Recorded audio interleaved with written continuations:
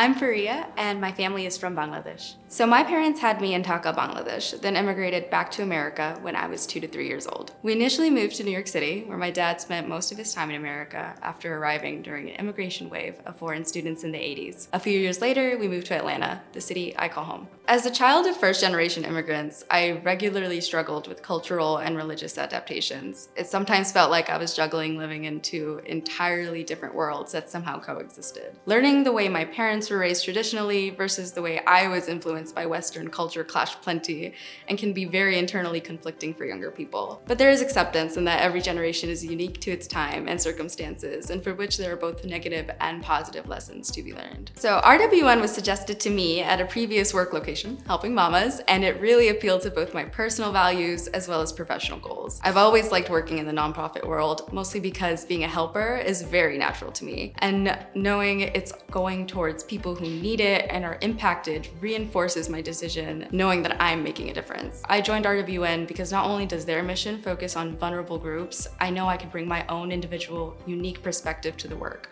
along with my background in public health. So at RWN, I currently am the program coordinator for the Community Health Promotion Program. I essentially do all the logistics, planning, health education, and help coordinate our community health worker team. I am able to serve by providing more insightful, holistic point of views on health and long-term health goals within my community. And then they're able to discuss and share among themselves. It's really empowering to see and to be able to provide others with direction based on scientific and community-based practices. At RWN, I am constantly learning new things, both in the organization and in my role, whether it be about myself, about others, or just in general about the way the world works. A huge plus is being surrounded by such a supportive and empathetic group of caring and strong women who I get the pleasure to work with every single day. Being in RWN has been so influential on me and my growth as both a person and in my career. I would love to stay working in the realm of global health and within multicultural and vulnerable populations. I'm not sure where that will be yet, but I want to be there. I'm continually making a difference in my community.